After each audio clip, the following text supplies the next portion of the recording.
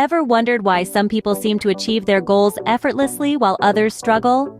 It all boils down to the power of habits. You see, habits, those little routines we may barely notice, have a profound impact on our lives.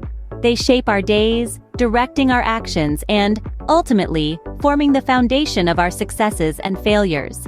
But what if we could understand these habits, decode their workings, and use this knowledge to transform our lives? This is the premise of Charles Duhigg's groundbreaking book, The Power of Habit. Duhigg, an investigative reporter for the New York Times, delves into the science of habits, revealing the importance of understanding the habit loop, a trio of elements: cue, routine, and reward. Imagine it like this. You're sitting at your desk and you feel a pang of boredom. That's your cue. So you reach for your phone and start scrolling through social media. That's your routine. You come across a funny meme, you laugh, and for a moment the boredom is gone. That's your reward. And voila, a habit is born. But it's not just about identifying these loops. It's about understanding how they work and using that knowledge to our advantage. By recognizing the cues that trigger our routines, we can start to manipulate them, changing the routines themselves or the rewards we get from them. This way, we can replace unproductive habits with ones that serve us better. But what's fascinating is that habits aren't just individual. They permeate our societies, our organizations, even our cultures. They're like the invisible threads that weave the fabric of our collective existence. Remember, habits aren't destiny. They are the architecture of daily life. We repeat about 40% of our behavior almost daily, so our habits shape our existence and our future. So let's not underestimate the power of habits. By understanding them, we can become the architects of our own lives. Understanding habits is one thing, but how do we use this knowledge to change our lives? Well, that's where Charles Duhigg's method comes into play. His approach to changing habits involves identifying the cue, changing the routine, and keeping the reward. Sound simple? Let's break it down. Firstly, we need to identify the cue. The cue is what triggers your habit. It could be a time of day, a feeling, a location, or even a person. The key is to be mindful and aware of when the habit occurs and what might be causing it. Once we've identified the cue, the next step is to change the routine.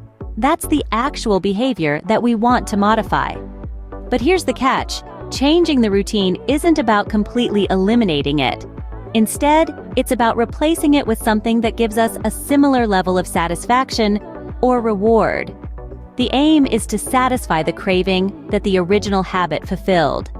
For instance, let's consider someone who has a habit of eating junk food when they're stressed. The cue is stress, the routine is eating junk food, and the reward is the temporary relief from stress. They could change this habit by replacing the routine of eating junk food with a healthier activity, like going for a walk or practicing deep breathing exercises. The new routine should also provide relief from stress, thus satisfying the craving. But remember, habits are stubborn. They've been ingrained in us for years, maybe even decades. So it's crucial to be patient and persistent. It might take several attempts to successfully alter a habit. But don't be disheartened. Each attempt brings you one step closer to your goal. To sum it up, changing habits is not about a complete overhaul. It's about understanding them, identifying their components, and then making small, strategic tweaks to create a positive impact on our lives.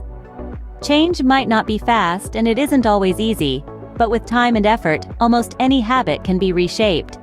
And remember, the power to change your habits and ultimately your life lies within you. Now, you might be wondering, how can I apply all of this in my everyday life? Well, the first step is observation.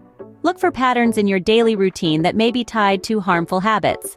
This could be anything from reaching for a sugary snack when you're stressed to spending too much time scrolling through social media when you're bored. Next, understand the cues and rewards associated with these habits. The cue is the trigger that initiates the habit, and the reward is the satisfaction you get from it.